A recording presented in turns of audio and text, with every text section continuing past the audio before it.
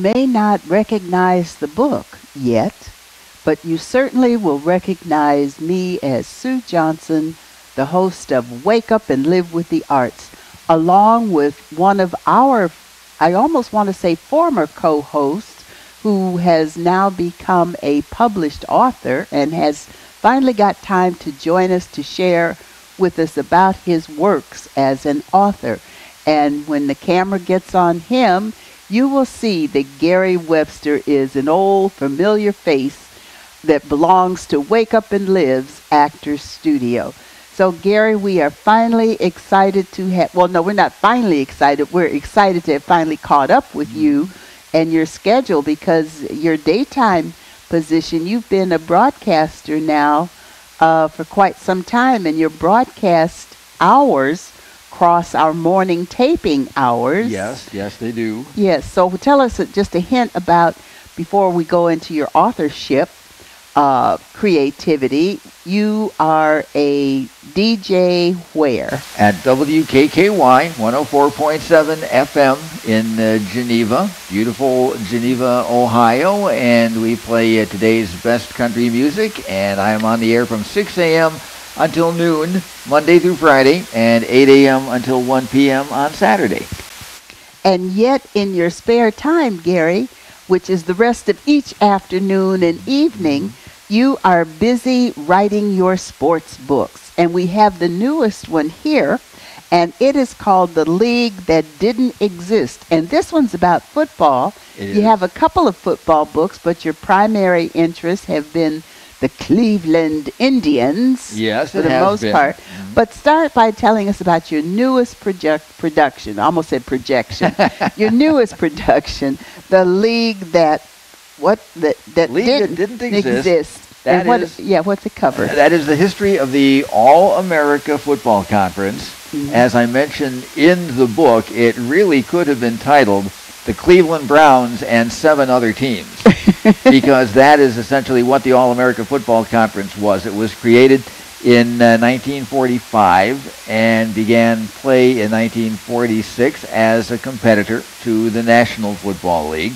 This was at a time before professional football was as incredibly popular as it is now, and one of the reasons that I mentioned in the epilogue of the book why I believe the All-America Football Conference ultimately failed and merged with the NFL was because it was trying to fill a void that didn't really exist. There was not that much demand for professional football in the late 1940s, so it was really created to fill a void that wasn't there yet and wouldn't be there for another 10 years roughly.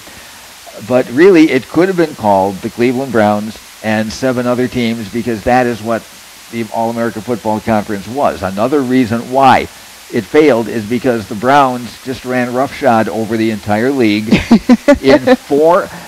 This will be difficult to fathom, although the Browns, of course, had a decent season last year, and things are looking up for this coming season. But for those who, and I, being of the generation that grew up in the 60s when the Browns were one of the dominant teams in the NFL, it's hard for me to realize that people in their, say, middle 20s don't remember that era, don't know that era. They were not around during that era, and what they know is the Browns reincarnated starting in 1999, and they have been nothing but a laughingstock since then.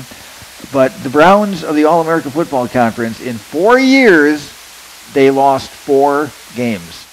That's all. That's 4 it. games in 4 years, including 1948, when they didn't lose any games. And I wrote a book about that.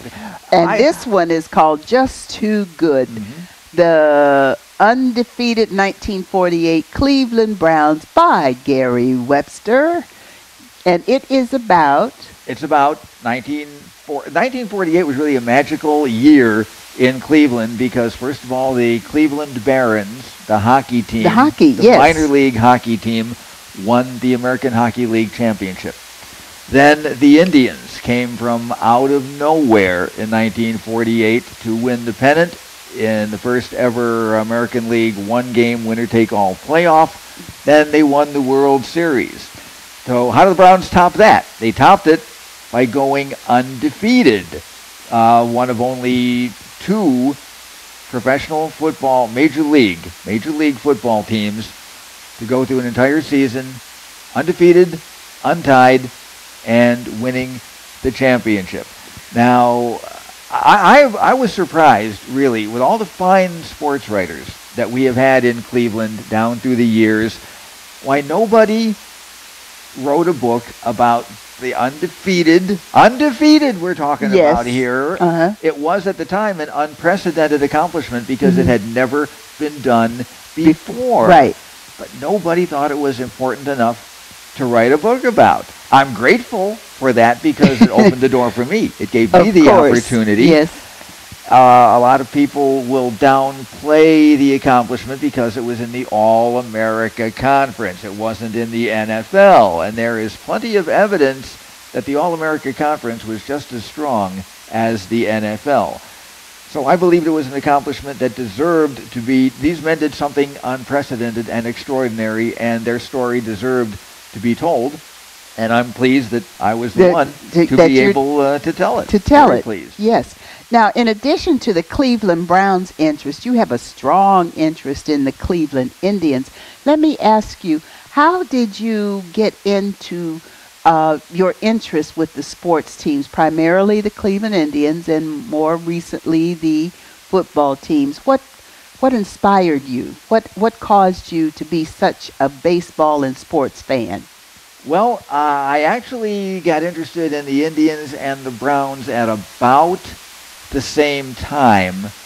I am sure that I had seen baseball games on television, but I remember distinctly my dad taking me to my first Indians game at Old Municipal Stadium. And we sat in the bleachers. It was on a Saturday afternoon in August of 1964. I was 8 years old. I've looked back on the box score of that game, and the attendance was something like 5,500 in, remember, an 80,000-seat stadium. There were like 5,500 people there. And I was probably the most obnoxious kid in the bleachers because I remember that afternoon as if it happened just yesterday. I was jumping up and down on the bleachers and screaming for my team, and it was about the most exciting thing that had happened to me up to that stage of my life. And I just developed a passion for baseball. It came from my dad, although the interest in the game that I ultimately developed far exceeded his. But I also became interested in the Browns at about that same time. That was 1964, the Browns' last championship season. I remember the second to the last game of the season against the St. Louis Cardinals. If the Browns had won, they would have clinched the Eastern Conference Championship.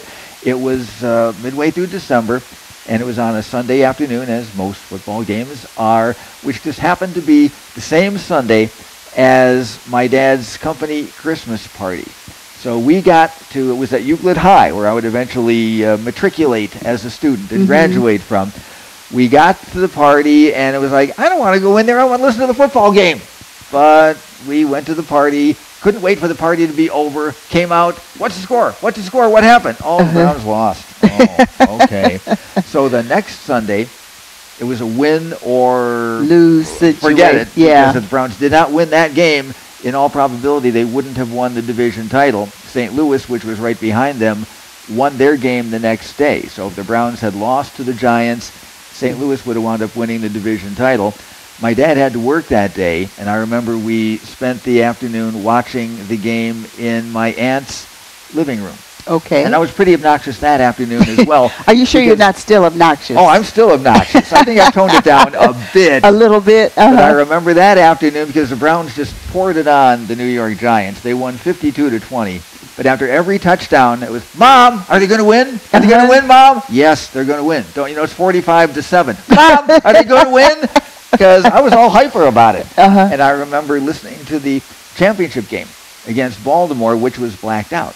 In those days, home games were not shown on television, and a guy by the name of Modell, who we won't mention in any detail here, had decreed that even though the game was sold out, I will not allow it to be shown live.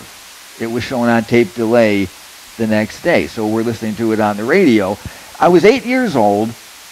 I wasn't really old enough to understand completely the magnitude of what was going on here. This was for the championship, but I knew this was something special and out of the ordinary. So it began when I was young, and it has just followed me forever for the rest of my life. I am not as obsessed with it as I once was, but as far as writing is concerned, I am interested in it, certainly to the point that it makes the research very interesting, because this being nonfiction, all of this requires research. So I spend a lot of time at the Euclid Library, but also at the library downtown, where their microfilm collection is more extensive than Euclid's. So depending on what era I happen to be researching, I often do have to come downtown and go through their microfilm, because you have the Cleveland News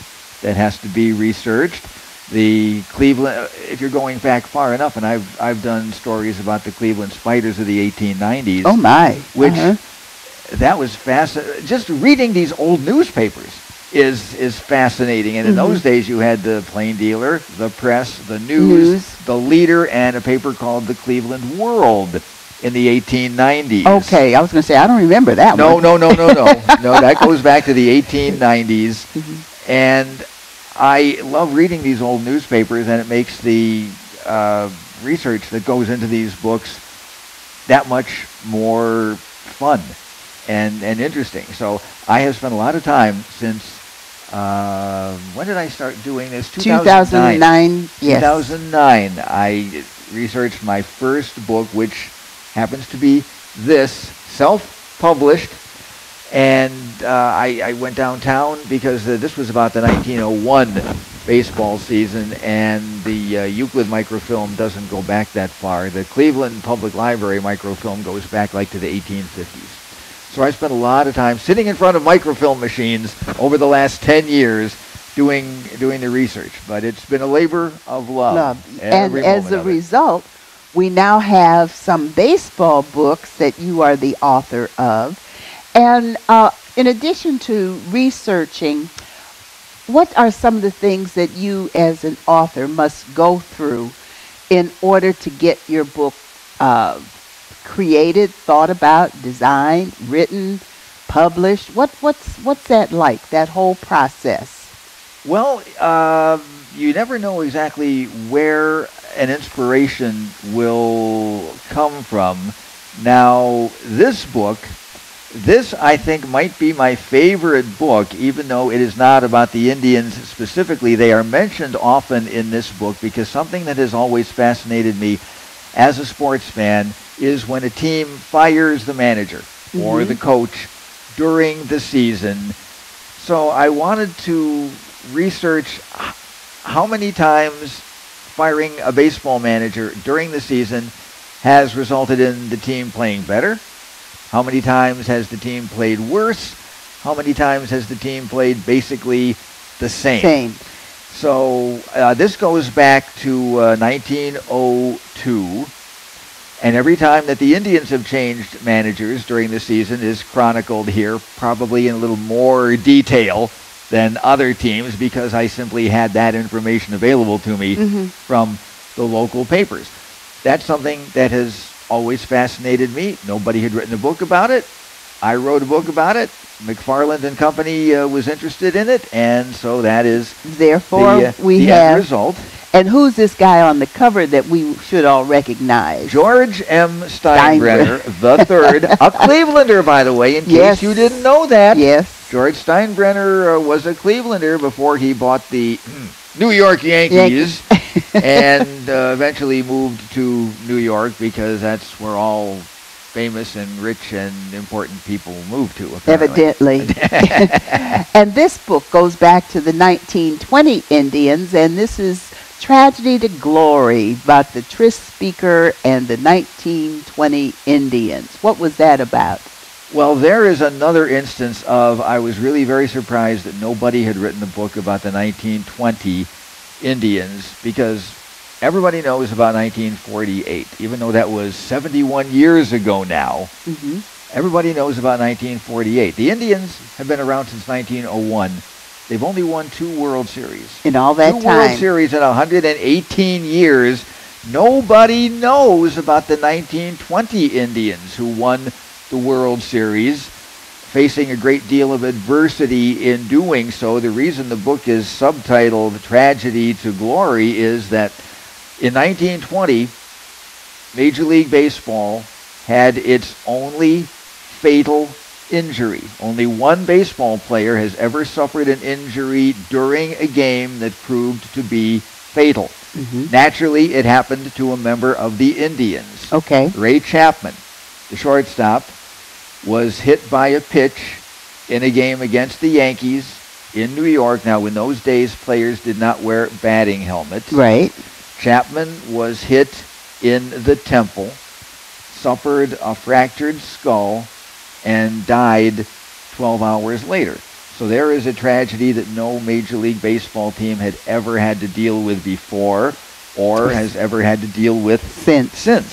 And the Indians were able to overcome, first of all, just the emotional trauma of having a teammate die from an injury sustained during a game, plus the loss of one of their star players. Chapman was one of the best shortstops in the game. They overcame that. They overcame a number of adversities during that season, won the pennant, the first pennant any Cleveland team had ever won, dating back to 1871. Cleveland had a team in the very first Major League, which was formed in 1871. It took them, 49 years to win a pennant. And then they capped it off by winning the World Series. Nobody had written about that. I am grateful again that nobody had written about that. Now, I had this idea for about 10 years before I sat down and wrote it. If you are a writer, you understand how these things work. Suddenly, it just grabs you by the shirt collar and says, now is the time. Write me. And that's the way it happened. It was in May of 2009. I was in the Euclid Library just passing time, and I saw there's nobody sitting at the microfilm machine. You know, you've been kicking around this idea for a long time. Don't you think it's time you sat down and started working on it? And the next day, I was there with pen and notebook, started working on it, and it took 3 years in all from the day I started doing the research until the book was published. Now, as you can see, Monsieur Webster is such a font of information about our sports teams that you have to be, well, I'm impressed with his knowledge and his ability to tell a story. So he's available to come out and speak to groups. I don't know if you've got any book signings scheduled, but if somebody wanted to learn more about the Indians or the Browns via your perspective, how would people get in touch with you? What's the best way? I would say the best way is to send me an email, and I know that our graphics department will be able to put my email on the screen. It is fan1, fan2 at oh.rr.com. So send me an email and put in the headline what it is that you are interested in. And I would be glad. I just spoke to a group in Medina a couple of weeks ago. Mm-hmm. Before that, I attended Tribe Fest back in January. Sold a lot of books there, met a lot of interesting people, and made a lot of contacts. So I'm available to discuss any or all of the books. Or if you happen to have any interest in next year, I think is going to be a big year for me because it is the 100th anniversary of the Indians' 1920 World Series Championship. Yes. Next year is 2020. Yes. So it is the anniversary of the Indians' first World Series championship. And unless they should win the World Series in 2019, which I'd love to see happen, but I don't think it's going to, this will still be one of only 2 World Championships. I know the folks at League Park, which is not too far from where we are here at Karamu. The folks at League Park are going to be putting together some important commemorations for 2020. This year, the focus is on the All-Star Game, which will be played at Progressive Field. But something else happened in 1920, which I find fascinating personally. So I researched it and wrote about it. Next year will be a presidential election year. Oy vey. And it will be the 100th anniversary of the year that both the Democrats and the Republicans nominated Ohioans as their candidates for president. In 1920, the Democratic presidential candidate was Governor James M. Cox. Okay. And the Republican presidential candidate was the junior senator from the great state of Ohio, Warren G. Harding. Yes. Who won the election. And I'm fascinated by what went on in Ohio in the summer and fall of 1920 after you had 2 favorite sons running against each other for president. And that led to this, another self-published booklet called Ohio's Favorite Sons. And this, well, unfortunately the typeface is so small that even I can't read it, but it is available as a book on CD, and I would be happy to talk about that as well. 100 years since 2 Ohioans were nominated for president. Cox suffered the worst defeat in American presidential election history. Oh, my word. In terms of percentage. He lost by 26.1%. Okay. He got 34% of the vote. Harding, historians are revisiting his presidency now, but for almost 100 years he has been regarded as, if not the worst president, one of the 3 or 4 worst presidents. Therefore, a lot of people feel the Democrats have never nominated another Ohioan because they still can't get over the beating that James M. Cox took. And Harding was such a horrible president that the Republicans have never turned to an Ohioan either. So if you'd like to know about the 1920 Indians or any of the sports books that I have written about, contact me. And if you'd like to know about the 1920 presidential election and how Ohioans reacted to having 2 favorite sons, actually there were 3 Ohioans on the ballot in 1920. The Prohibition Party also nominated an Ohioan by the name of Aaron Watkins. So there were 3 Ohioans on the 1920 presidential election ballot. Pretty good bet that one of them was going to win. Sounds good to me. And on that note, we're going to begin to wrap up this lively segment with our very own Gary Webster. Miss you as a co-host, and maybe we'll have you back someday. And certainly we thank him for bringing his published works to our attention. And we are so out of time, I can't even really talk to you about, are you doing any of your acting or playwriting or directing lately? Yes. Well, that's it in a nutshell, folks. So, we want to thank James, and we want to thank Lester Bryan, our editor, for helping us bring you Wake Up and Live with the Arts. You are so appreciated as our viewing audience, and we hope you will tune in again next time, with or without Gary, to Wake Up and Live with the Arts every day.